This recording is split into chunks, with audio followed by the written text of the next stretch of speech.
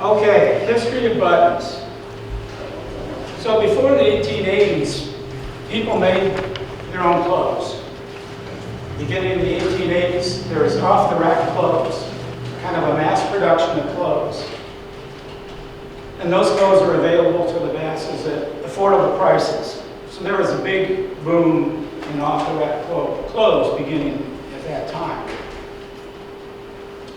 Buttons were made from a whole bunch of different materials. There was brass buttons, copper buttons, wood buttons, ivory buttons. And there's also saltwater pearl buttons. The saltwater pearl buttons came from either Japan primarily, but also Germany, Austria. And they were pretty expensive compared to your brass, copper, leather buttons. And they looked really nice, so that was something that was kind of a higher class ornament or fastener on the clothes. Well, in the 1890s, as this industry is booming, it was really driven by the immigrant population. The Italians, the Jews, Eastern Europeans all came, and they worked in the infamous sweatshops.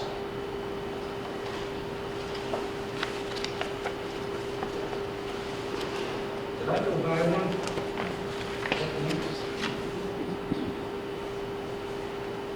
So, I did skip one, didn't I? What happened? Back arrow. I'm back quite a bit. There.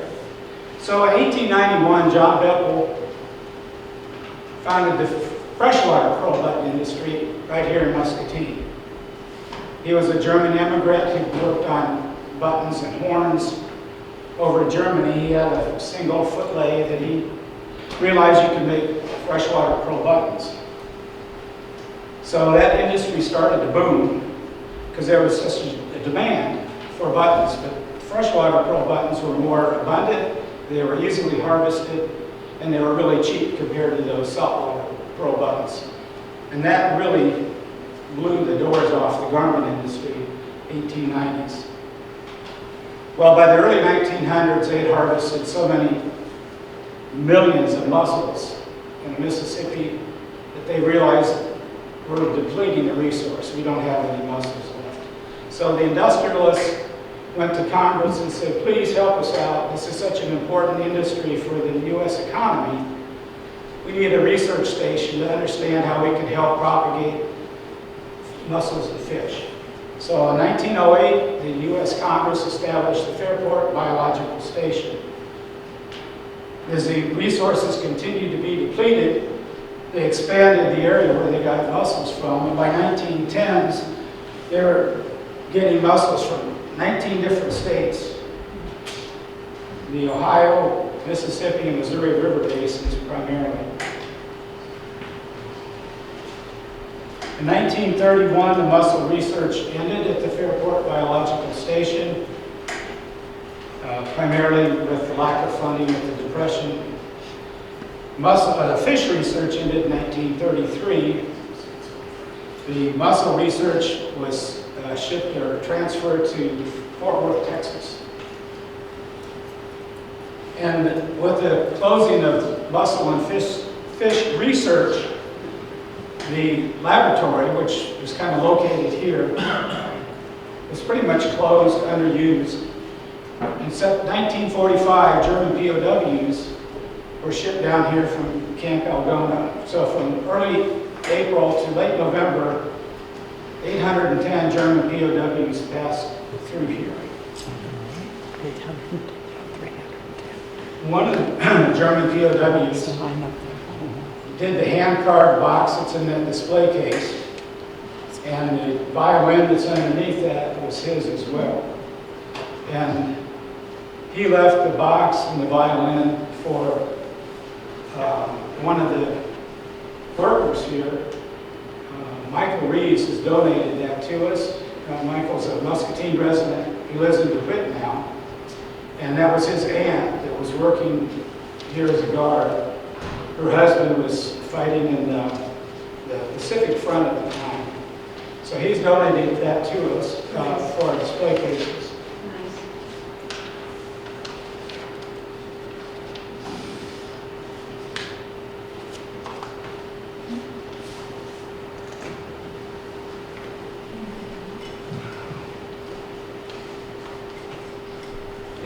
So in 1914, there was a grand opening of the Fairport Biological Station.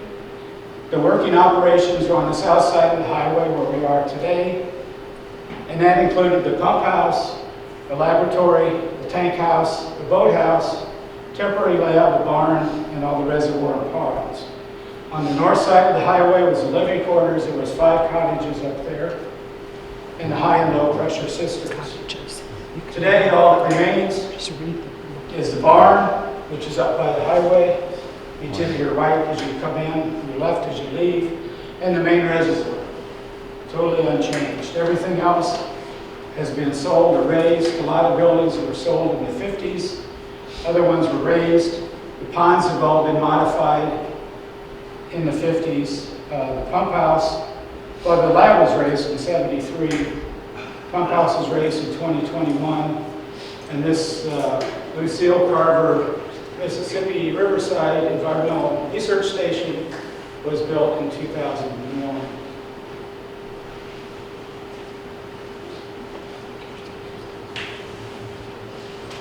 So the Friends of the Fairport Fish Hatchery, we started in December 2020, and at the beginning we just had Paul Carroll and Lynn Pruitt and myself, and we were part of the Muscatine County Historic Preservation Commission.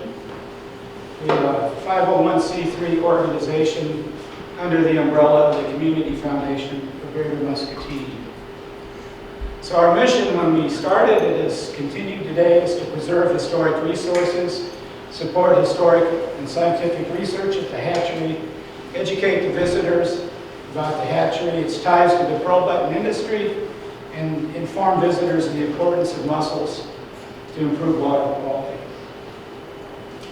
So we have accomplished a lot of our goals, except we got to build this educational pavilion. We've developed the 2 interpretive trails I mentioned. We also wanted to get the property listed on the National Register. Heather Dibb, the SHPO, the director, is going to talk to us about that process and what it means to be on the National Register. But the Fairport Fish Hatchery is now a historic district listed on the National Register of Historic Places. And we attracted our first students last Friday. A group of students came in from Marion County. There's a lot of chairs up front here if you want to have a seat. So in the 3 years we've been around, we've been awarded 8 grants totaling $95,000. That includes a $15,000 grant from the Roy Carver Charitable Trust. We have corporate donations of $10,600, private donations of $40,000, fundraisers that we had last year with this event. This is our 2nd Earth Day, and our first fish fry. We raised $6,000 and got $25,000 of mitigation money from the DNR when they demolished the pump house. That $25,000 went to pay the concrete foundation that's up at the highway where the pavilion is going to be.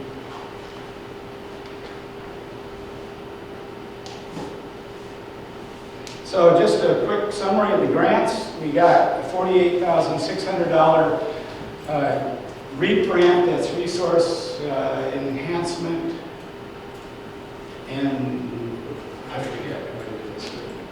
So that grant was to develop signs for the interpretive trails. It was to develop the educational panels that will go inside the pavilion. We've got via the Muscatine County Historic Preservation, we got an $18,900 grant to nominate and get the property listed on the National Register. That was done by Rebecca McCauley, who cannot be here today, but she did all the great work for us. She also got the McKee Button Company listed on the National Register.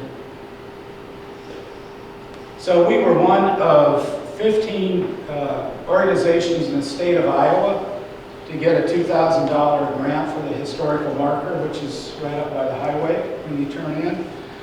We were one of 25 nationwide organizations to get a $2,000 grant from the National Scenic Byway Foundation and the Toyota Corporation. I mentioned we got the $15,000 grant from the Roy Carver Charitable Trust. We got, in 2022, we got $6,600 grant to help replace the bridge across the creek, which is back this way, to the left if you go out the door. And it helps circulate the traffic around the interpretive trail on the south side. So that is a beautiful bridge, and we got that put in with volunteer help last year. Last year at this time, we had a ribbon cutting event from the Chamber of Commerce. So the Friday before Earth Day, we had a ribbon cutting for the trails with the Chamber of Commerce. Obviously, we got this property listed on the National Register this fall of October of 23. And this year, we were awarded the Hand Raiser Award from the United Way of Muscatine County. This award is for the highest number of volunteer hours of any organization. And we had almost 2,000 hours of organized time. I think Jim Elias and I probably would have beaten any other group. I'm sure we did. So thanks to everybody that has put in their time, and we'll go through that in just a second. We're getting in that direction. They thanked Jim Elias for volunteering. So one of our big successes was the National Scenic Byway Foundation Toyota Day. That was the United Way Day of Caring event. We had 55 students from Muscatine High School and Waiza County High School, or L&M. And the students and 25 adults helped clear off all the vegetation on the ruins on the north side of the road, so that that trail is now a really nice trail. You can see all the archaeological ruins of the cottages that were up there. Melanie and Andy spent some time at lunch talking to all the students about careers in biology, conservation. I spent some time talking to them about careers in archaeology.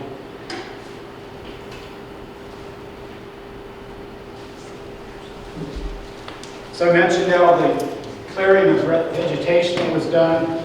Just a couple of pictures. This is a set of steps before the day of caring and clearing the vegetation.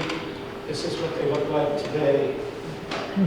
That was Mike Bathis who helped us do that, directed students on that. Here's another one. This is a one-stall garage. You can maybe even see concrete there. What you have here is a concrete pad. You have the slab for the concrete one-stall garage. This is down at the superintendent's cottage. This is the furthest one to the east. And this was not probably built until the 1940s, late 40s, I suspect.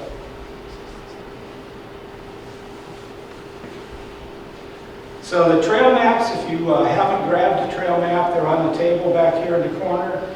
It's a self-guided trail.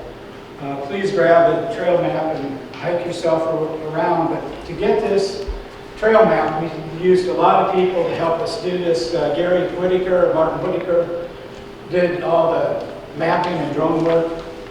A friend of mine from my graduate school days in Iowa City, Dirk Marcusi, a landmark archaeology, took the overlays and did GIS mapping of all the old maps, worked in with Gary's new mapping, and then Jim Elias helped make it all look good. So there's a code down here that tells you like when these different buildings were extant that are no longer extant.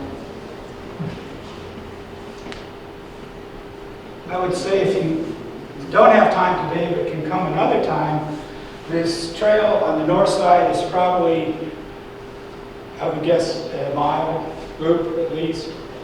And probably take you, if you read everything, and there's QR codes on some of the signs up there, probably take you an hour minimum, I think, to do. I mean, from where you start to get back. It's a bit of a hike, but once you get up there, it's all pretty flat. South Trail, this is where we are right now, the Lackner's building. So there's one here at the barn. I told you the last extant building and the reservoir. Most of it comes down this way. There's a sign here where the laboratories used to be. There's one down here about the fish ponds. Across the railroad tracks used to be a temporary laboratory. There's a sign here. This is the boathouse. which is now the Eisenwald Lake building on the other side of Fairport. So that was sold in '54, floated down the river, and that's where it is today. This is where the pump house was, and we took some brick that was salvaged from the demolition in 2021, and we laid out the corner so we have a footprint of where the original building was, and there's a sign there. And way out here that you can't see, there's another trail sign out there. There used to be a pottery factory out there. We made stoneware ceramics out there. It was, well, Muscatine or Fairport had a lot of stoneware pottery kilns in town from about 1865 until early 1900s. Not sure who owned that one or where it was, who was the owner, but it always used to be known as Jugtown because all these stoneware ceramics, a lot of them were made for moonshine and whiskey. So Fairport got to be known as Jugtown. We have some really nice QR videos on the pottery sign if you have the time to walk all the way down there.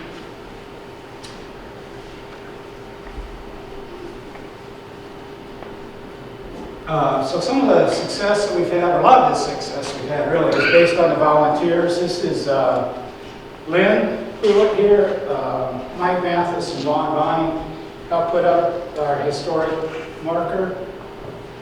They also helped put up this new sign that we've had like 2 or 3 years now. We've got people on the United Way Day of Caring. So this is 1 year. A lot of the younger ones come from Kent Feed and GPC, and they have made return visits, so I guess they enjoy working out here with us. We certainly enjoy working with them. So I mentioned the bridge replacement. This is the old bridge that we got the grant from the Communities Foundation. This is what the new one looks like.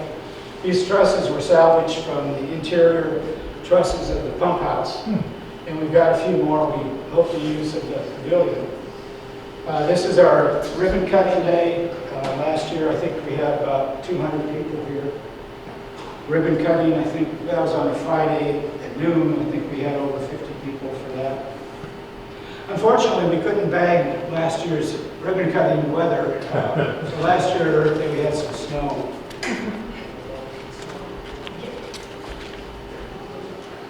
This is last year's United Way Day of Caring folks. Again, pretty much the same folks from GPC and Kent Feeds, but they helped us lay out the brick on the footprints of the corner of the pump house. This is what the pump house used to look like.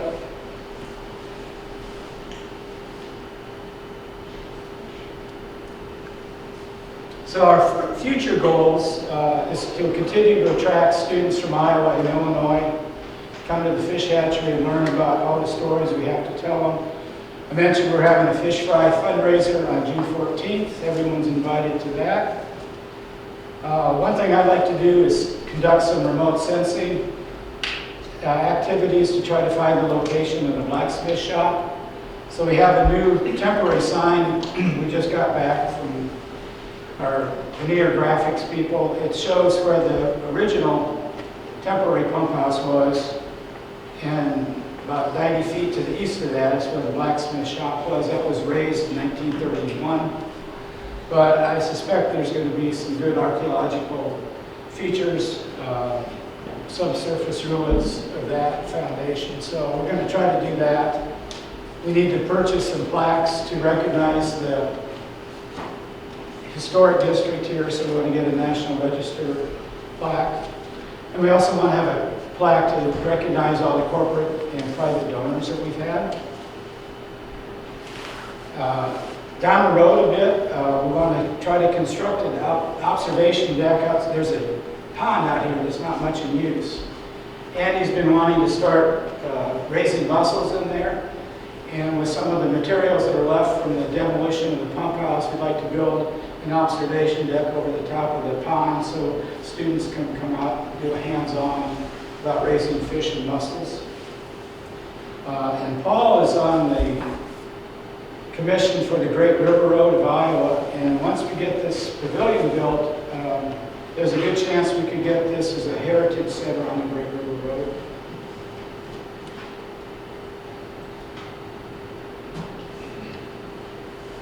So I've talked a lot about the pavilion. We'd like to, again, here's a photo of how it used to be.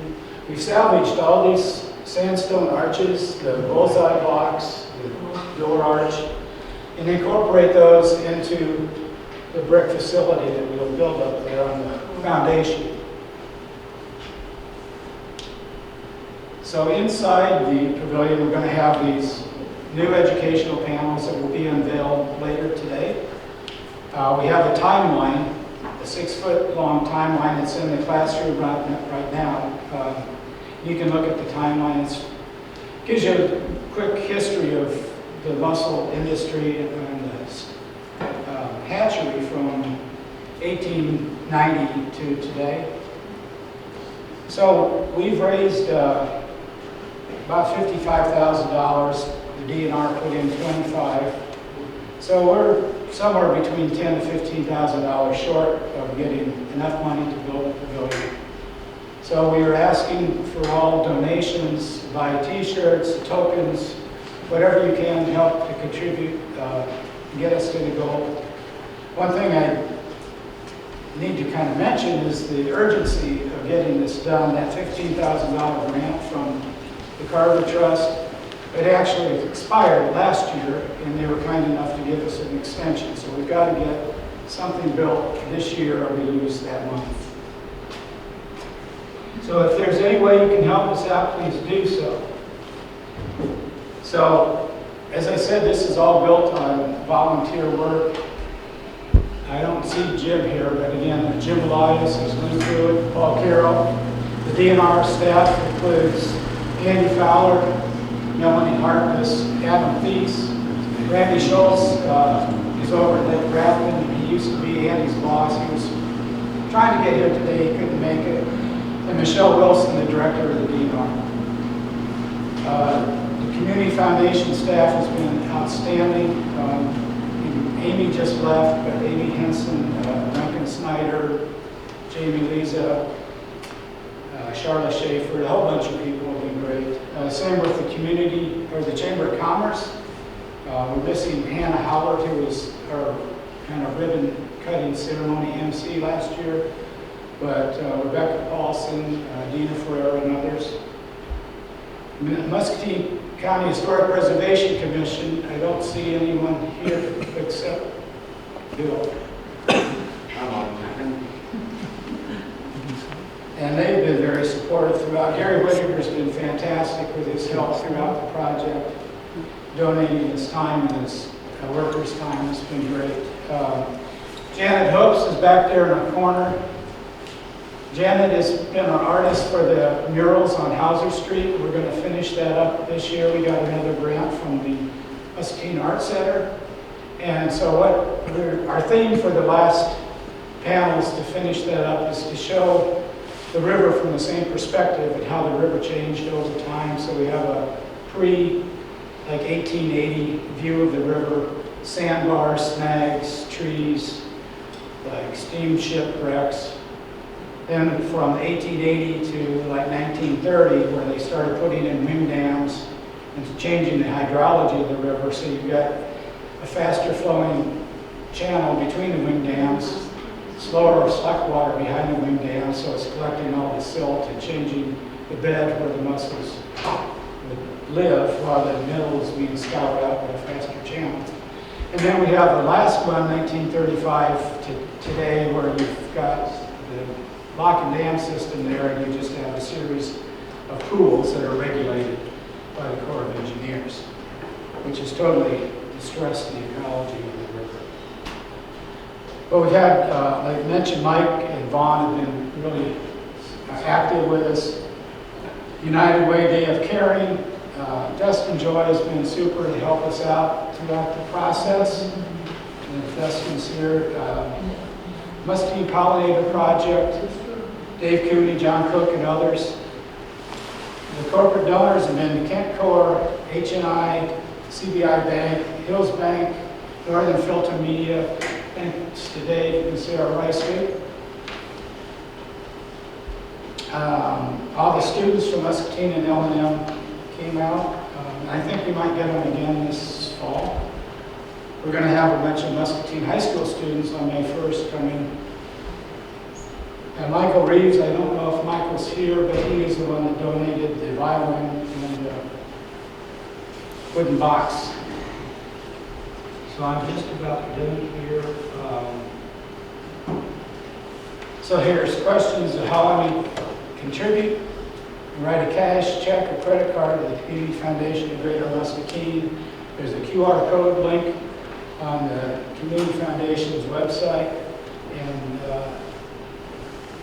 you could also donate in-kind services. Once we get the pavilion under construction, we'll need people to help volunteer and paint the interior walls. So if you have any interest in volunteering, you can contact myself, Lynn, Jim, Paul, Ken Snyder, Jim Edgman. And with that, I will conclude.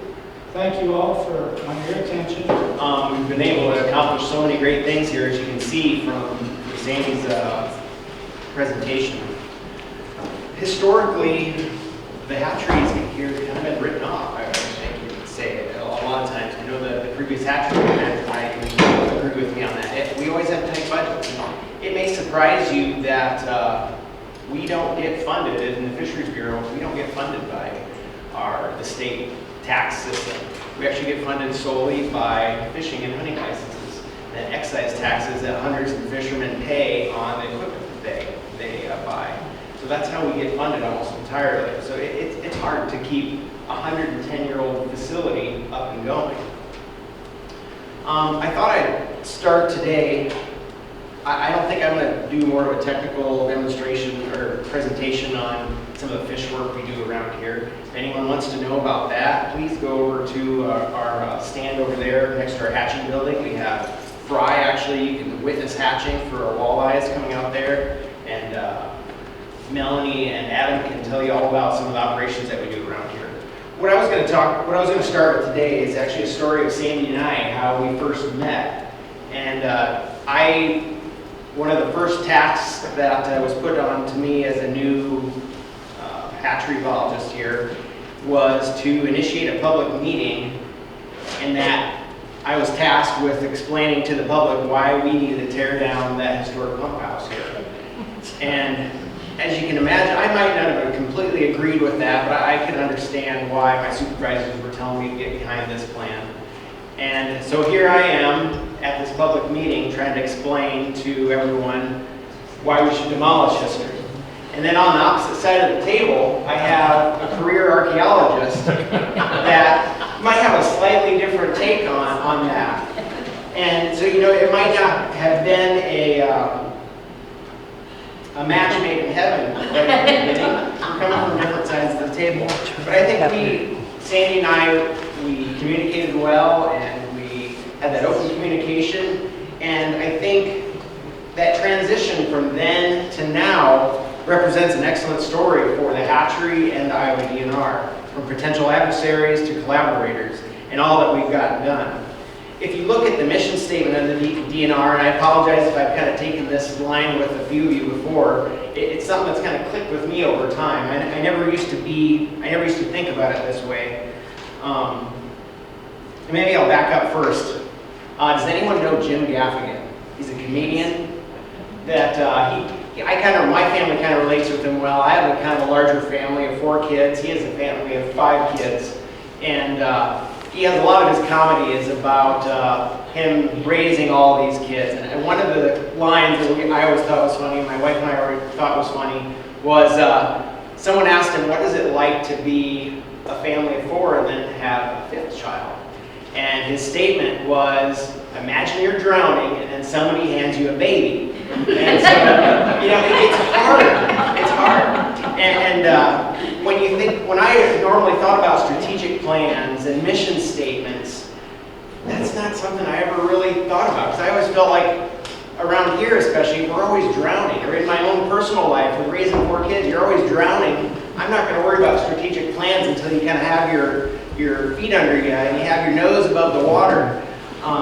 And so I usually don't like worrying about that as much. However, I've changed a little bit, and it is growing on me that, you know, the mission statements and strategic planning, when you have time at least, it allows you to transition from one generation to the next to kind of explain why you are doing what you were doing when you were doing it.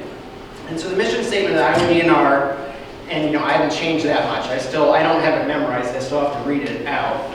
To conserve and enhance our natural resources in cooperation with individuals and organizations to improve the quality of life in Iowa and ensure a legacy for future generations. That sounds typical. It sounds like something my supervisors would task me with coming up with, and then, okay, let's move on and get something done. Well, if you listen to that a little bit more, it doesn't say to conserve and enhance our natural resources to improve the quality of life.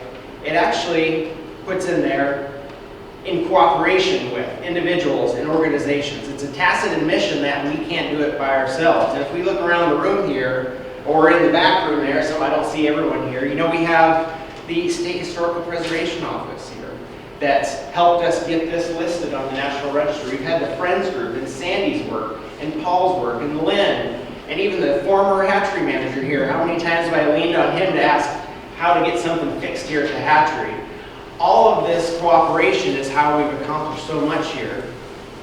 And I think we're just so much better off with that. And that open communication and having everyone come out here and, you know, actually getting something done, not just planning, but bringing everyone out here to learn about this, to be aware of it. And just, I'm happy to be here, and I'm happy you all are here. And I think that's about all I have to really say today. And I'll move on to Jeremiah after this. But thank you all for coming. Thanks for having me. Happy to come. It's not the first time that I've managed to be able to visit here, so I knew that I would be able to enjoy the trip and enjoy the chance to walk around the hatchery and see the new sign installations, which I was able to do earlier, and it was definitely great. So I highly recommend that everybody take the opportunity to go take a look at what's going on in the area. I'm going to talk a little bit about the history of the hatchery, but Lynn's already covered a good chunk of that and did a really great job.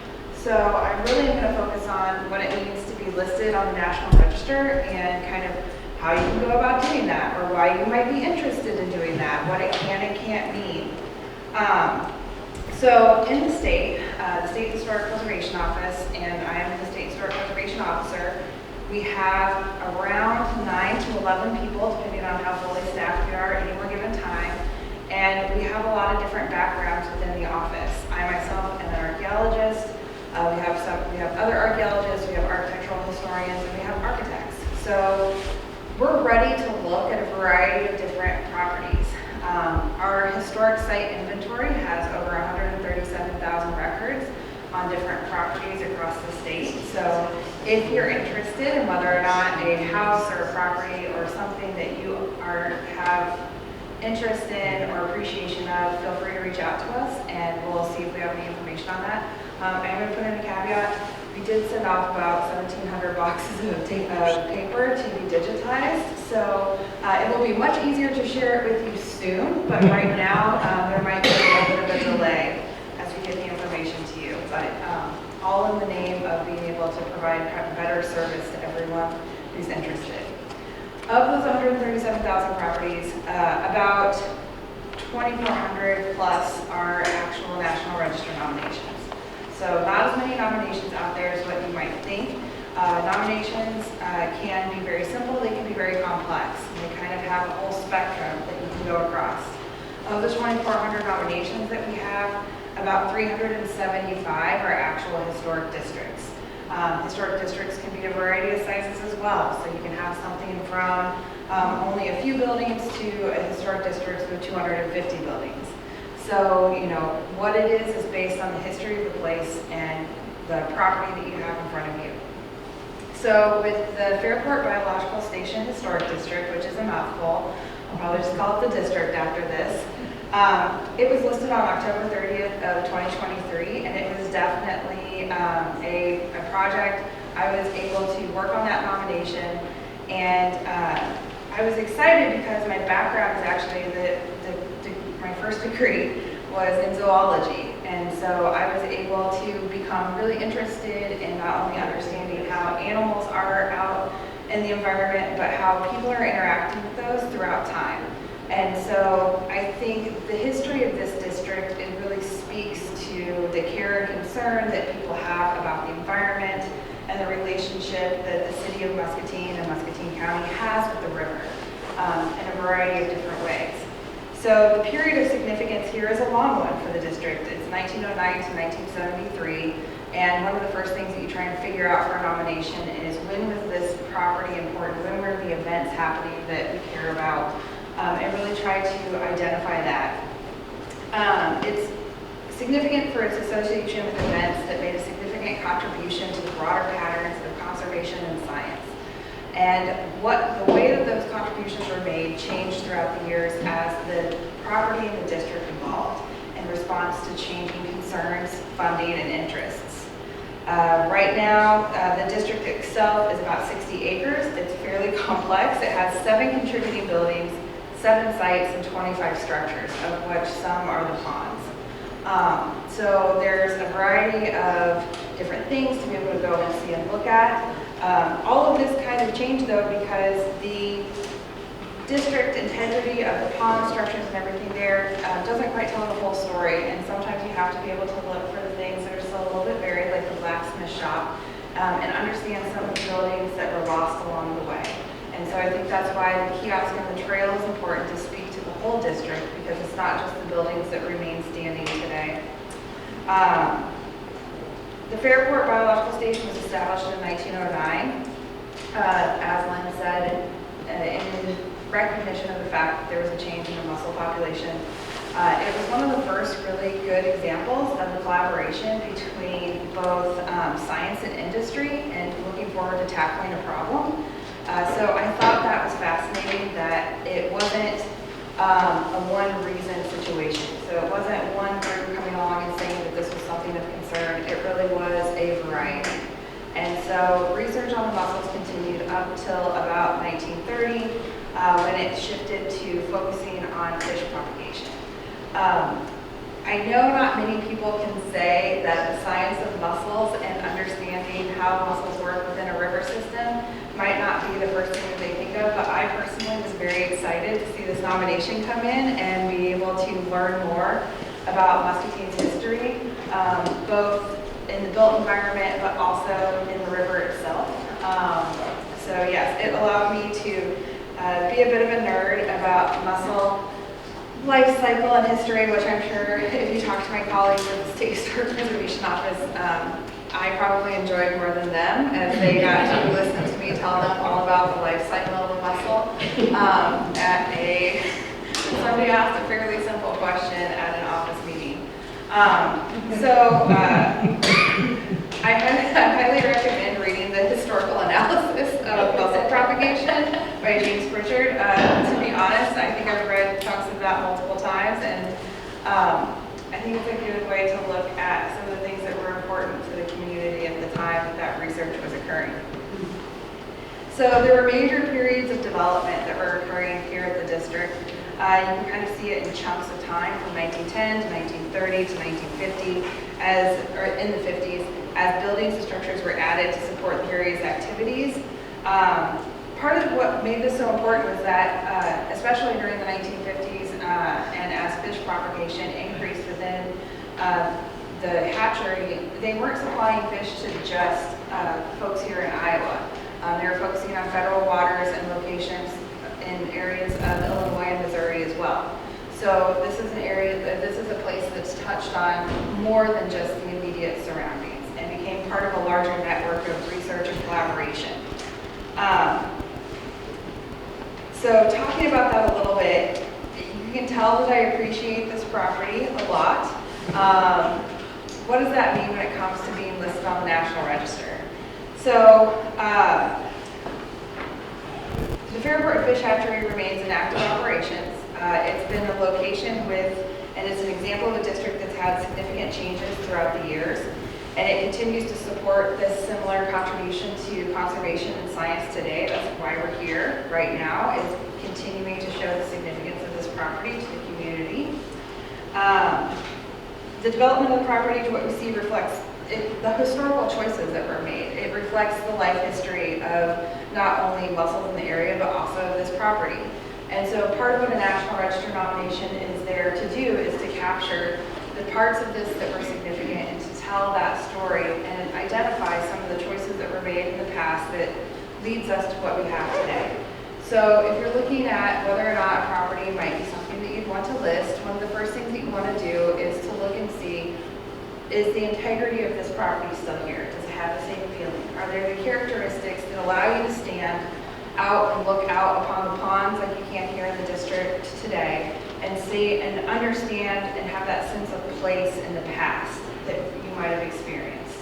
And so you're still able to do that today. So when the Friends group came to us and when the Department of Natural Resources came to us and said, we would like to list this as a district, they had to make the choice that I think many make, which is, are we going to do this ourselves, or are we going to hire a consultant? So I'll be honest, that's usually the first choice that a lot of people have to make. Anybody can complete a National Register nomination. It's whether or not they have the time and the interest to want to put into that. And for those folks that are unable to do that, they can use funds to be able to pay for a consultant to put the time into it for them. Once we have a draft nomination to work with our office, we will work with you closely. We have a National Register coordinator who will work with you closely on what your nomination contains and really work with you to have the best nomination with the best chances of being able to be listed. By this point, we should know that your property is eligible. So almost everything in our office revolves around whether or not a property is eligible for listing on the National Register. It's what we spend a large portion of our day working on. There's a variety of ways that something can be eligible, so I'm not going to get into it too much. But if you're interested in whether or not your property is eligible to kick off this National Register process, there's a form on our website that you can go and fill out and provide photos and some history of what you're interested in, and then we'll provide a response. And at that point, I guess that's the first step. Then you can decide if this is something you want to tackle yourself or look for assistance on. Once we are able to get to the point that we think we have a really solid draft, that'll be sent to our State Nomination Review Committee. The State Nomination Review Committee will review that, provide some comments, and very hopefully on the first go around, suggest that that's forwarded on to the National Park Service. National Park Service will take a look at it, review it, and then hopefully, very rarely do we see things come back. It will be listed, and then we'll get a notification of that. At that point, we provide a certificate, and you're basically able to go forward and start celebrating your nomination and the listing of your property. We provide access to the nominations through GIS, but also they're available on the National Park Service website. You can download an entire spreadsheet and look at every single listed nomination in the country and sort out Iowa's to see exactly what we have. Some of the benefits, because this is where people are always like, well, what's going to happen if my property is listed on the National Register? Some of the benefits that can be on the register is that it opens you up to the potential for additional funding, and particularly in forms of historic tax credits or some competitive grants. People also want to know what are some of the downsides for being listed. So I will say, here's what not listing on the National Register. We're going to start with what listing on the National Register is not going to do for you necessarily. It does not ensure preservation or protection. That really comes from the people that care about the property. It does not come from any requirements. There's no requirements for how you maintain, manage, or care for your property based on state or federal laws or regulations.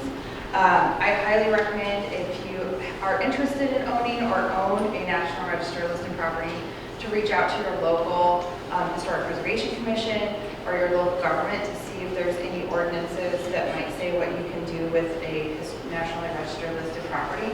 But for the most part, it is still private property, unless it's not and it's government owned, and then we'll talk about that. But for the most part, you can treat it just like any other property, and hopefully take care of it in such a way that it does not it's not removed from the National Register, but if you do make significant enough modifications, it is a possibility to lose your listing. Which we always do like to let people know. And it doesn't happen necessarily often. Obviously, if the property is demolished, it is also delisted. And if you move your property, there's the potential for it to be delisted.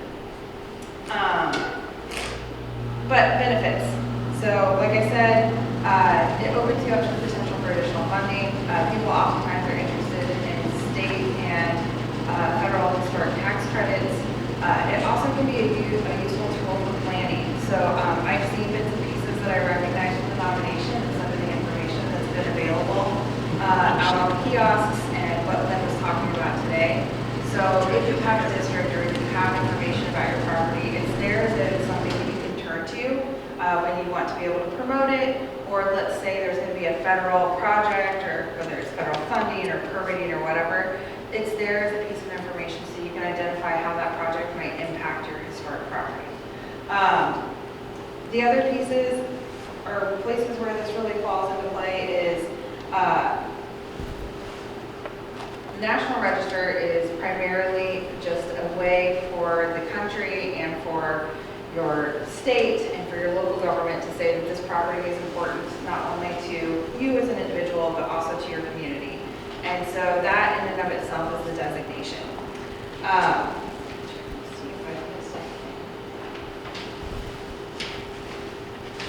So as a part of speaking to that dedication, the efforts that were put in by the Friends of the Fairport Fish Hatchery and by the Department of Natural Resources were significant to be able to move this nomination along and see this listed. Rebecca McCarley did a great job and collected a lot of different information and combined that into a source. So if you ever want to know as much as you possibly can about the historic or the history of this property, I would say take a look at the nomination and then reach out to Lynn to ask questions that you may have after that, since he knows a lot about that as well. But it really speaks to the amount of care and concern that they have towards this property.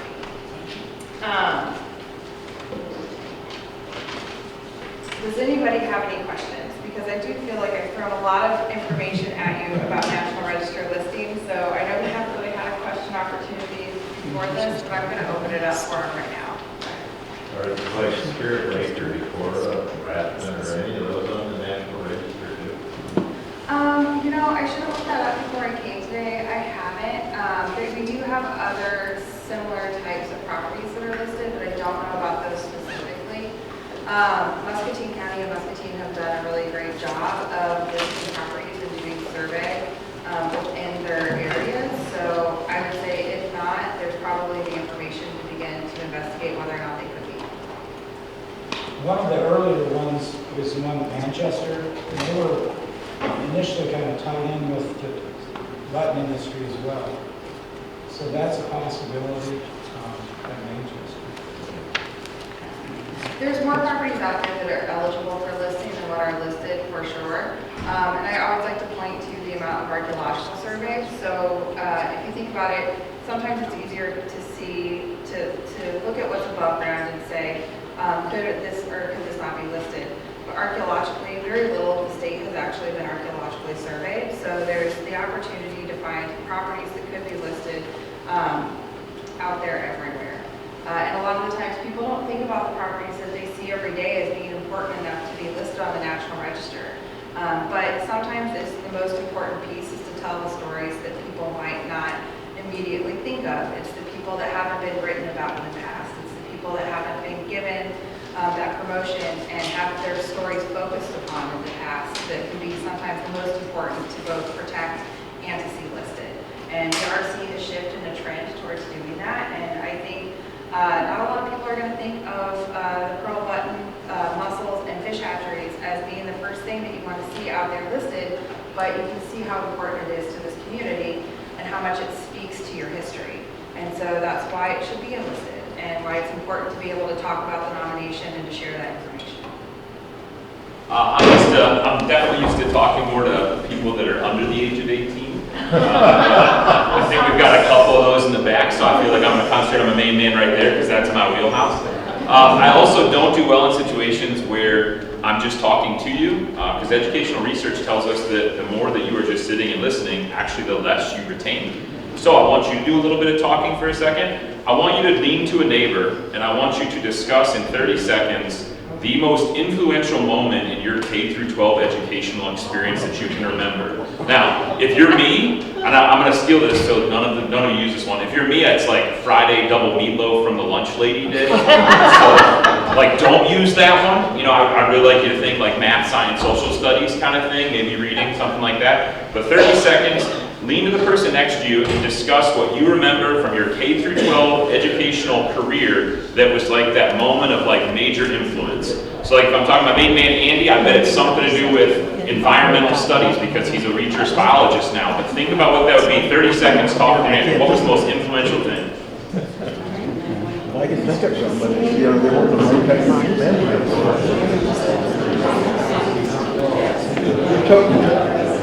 You told me the story when you were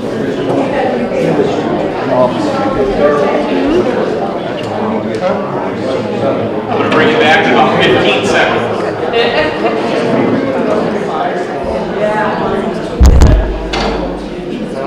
This is my son. getting out of school. We're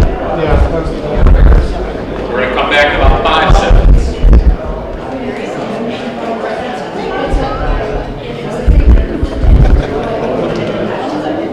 Okay.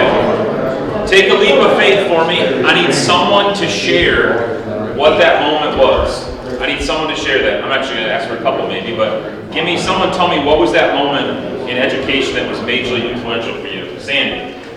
Nice laugh. It was Earth Day, 1970. I was in the English Lit class, and our English Lit teacher was Don Lyman.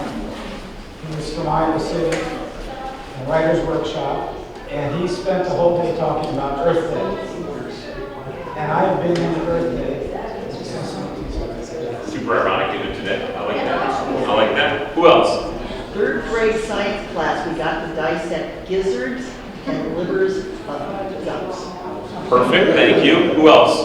Yes, sir. My wife went to the bathroom, but hers was history, that's why we're here. And mine was shop, Okay. What about shop? just wood and building things.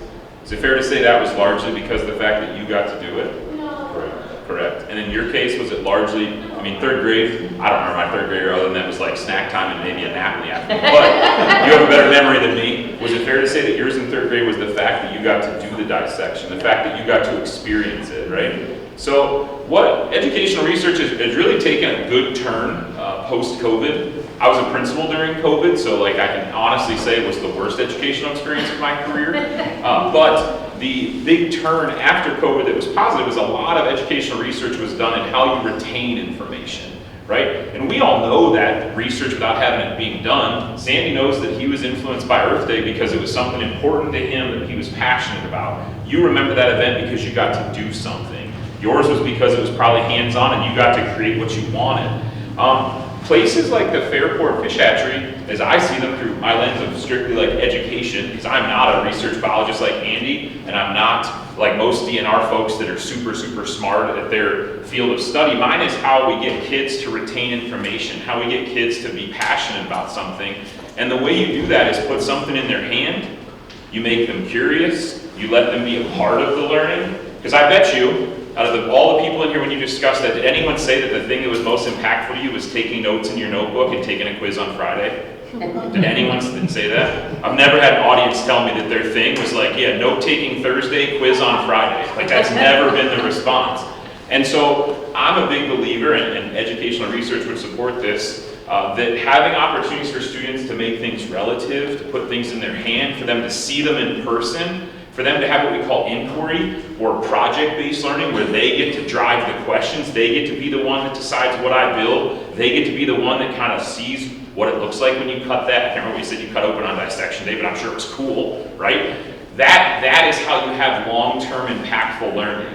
So in terms of a location like this, you have an opportunity for kids to see something in person, Me personally, ever since he talked about the violin in the box, I've had 1,000 questions I want answered. Like, because questions are what drive learning. It's my curiosity, right? I'm German. I want to know if those are like carved with, German artistic stuff. My mom would think that's cool. Like, that is my thing this morning. I'm going to grab kiddo as soon as we're done. But that type of curiosity, that type of inquiry is what we're seeing is the best trend in education. Now, here's the bad part. That's going to take time for that shift. And let me tell you why. Education's on this journey of around 2005, 2007-ish. We were told every kid had to have a certain test score for a school to have a certain designation, for a school to get a certain amount of money. As a principal and as a teacher myself in the past, I told teachers, follow your curriculum to a T so that it ensured that on March 15th when you took a test, kids got a certain score, so our school got the gold star branding, designation, and we got money. That trend is shifting. Pendulum is coming back, which is often the case in education. That pendulum is coming back where Department of Ed, who I'm lucky enough to work with a lot with the DNR, we are pushing towards inquiry, project-based, question-based learning, where experiences, where decision-making, where kids doing something and not just taking notes so that in March they have a test they can pass, but they forget the question 2 months after that. We're doing a shift towards what I feel is a better model. In a place like Fairport, the little bit I understand about it, because I'm no expert here. I'm very raw in the world of Fairport. My office is here, but truthfully, I'm not here too much because I travel too much. But we're shifting towards experience-based learning for kids. And locations like this, stories like that box, learning like what goes on with the walleye. I mean, you want something where your questions will generate? Walk over there later on and see Melanie and Adam doing their thing. Like, I'm kidding, a candy store. They let me suck some eggs out of there, and I was like, this is the coolest thing I've done today, right? That's the shift we're seeing, and locations like this play a major role in it. So kudos to all the work that you and the Friends Group have done. Kudos to Andy and other folks at the DNR who are, I think, research-minded folks, but see the value in getting that in front of this next generation of students. And then myself, I'm just lucky enough that I got my dream job where I get to play in the outdoors, but I get to do it as an educator. So thank you. Thanks for all you do. So yeah, it's funny because when Andy was up here, I was trying to think, when did I actually start working with Fairport? And it's because of that guy right there, Ken. I got a phone call from the federal hatchery saying, hey, there's this hatchery south of Quad Cities. They're short on a few walleye. Is there any chance you can get out with them? So Ken and I spent about 5 or 6 hours that night in the boat together, and that's how it all started. So yeah, so I guess I'll just answer the first question. Actually, we're called Constellation now. I always forget that too. Why is there a fish hatchery on a nuclear plant? Coming out of grad school, I never would have guessed that one when you talk about your college experience. But so it kind of goes back to best practices. Our nuclear station. I'm assuming most of you guys are from the Quad City area. We have a nuclear plant up in Pool 14. We started growing mussels up there out of necessity.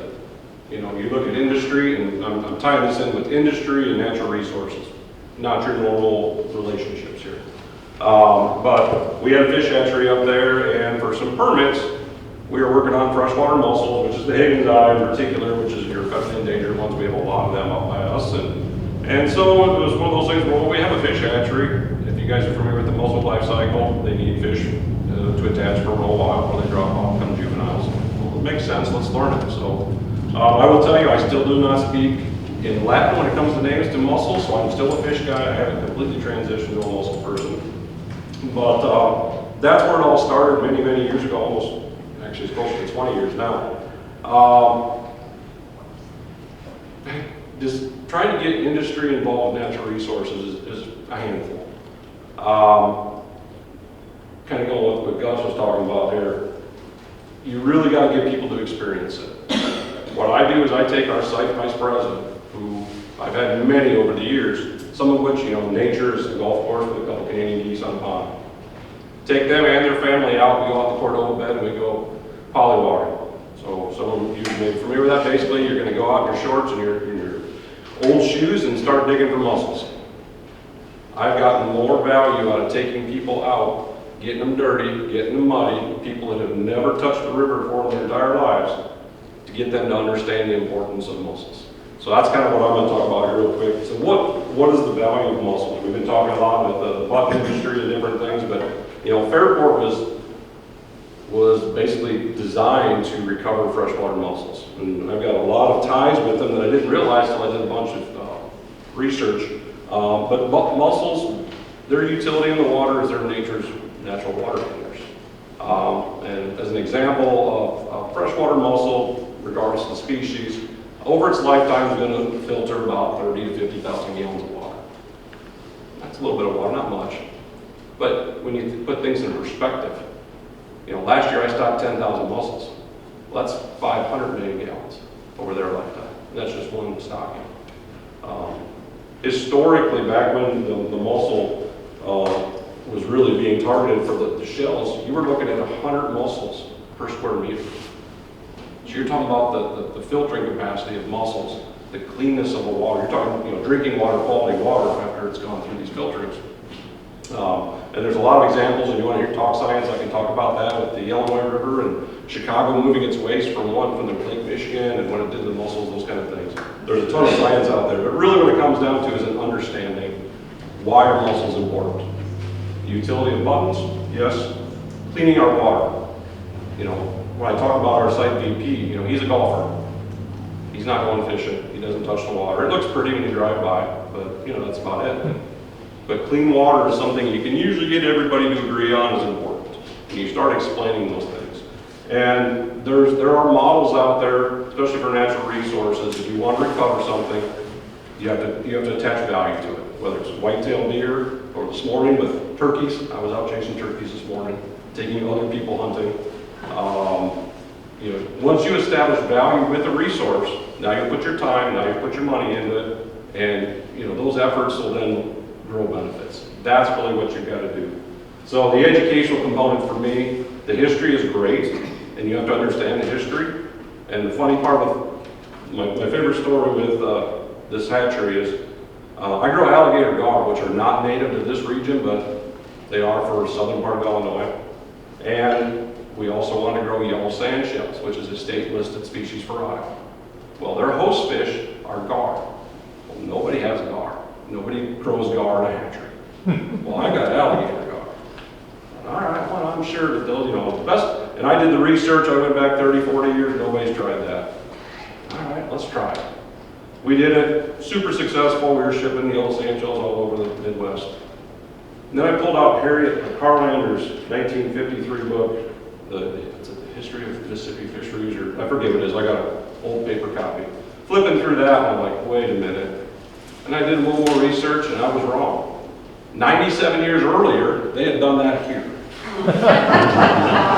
But there was this 97-year gap between the two, so I gave myself a little grace that I missed that. So again, there's a ton of history here, and there's been a lot of things that have been really pushed forward as far as science. You usually think of this as being a fish hatchery, but really it is a mussel hatchery.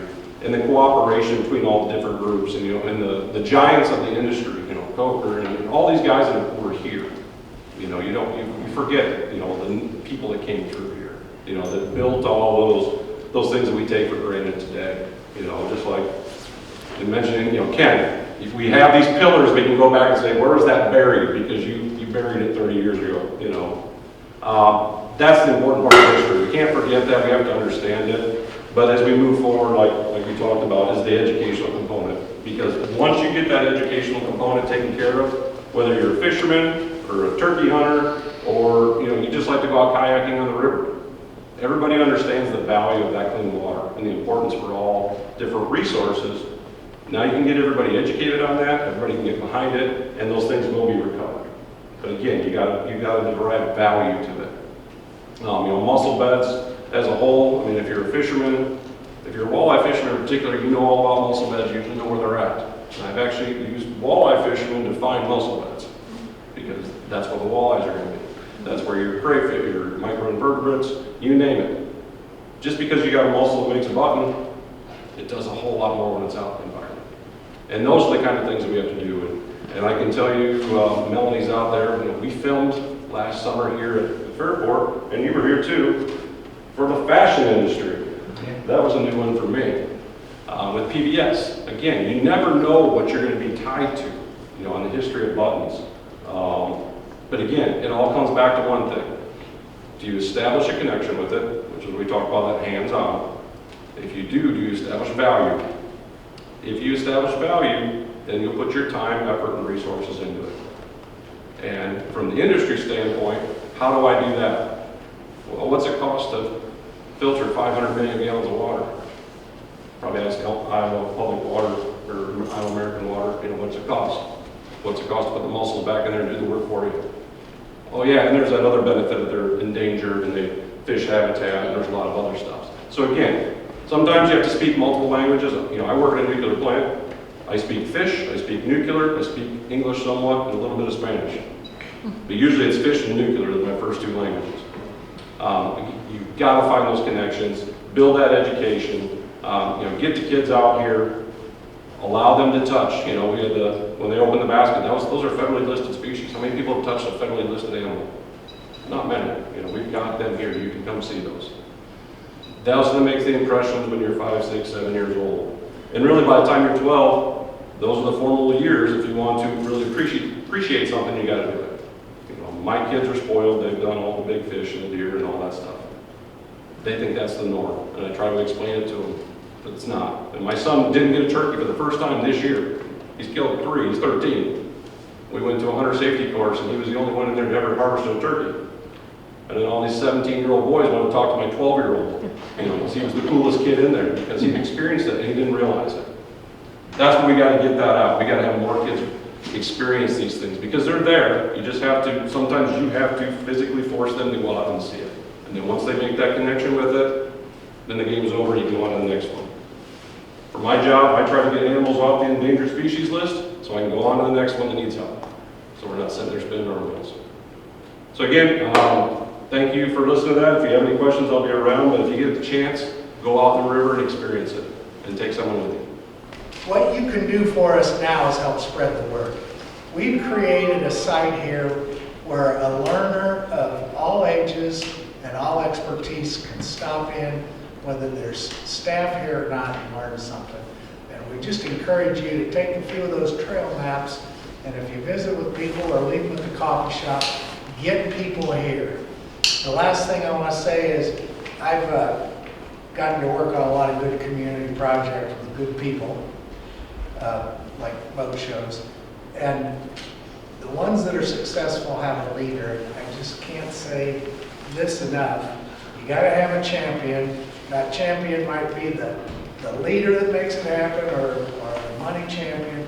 And Sandy, thank you for what you created. So this is just 3 of our 12 panels, and we have 8 more inside where the booths are.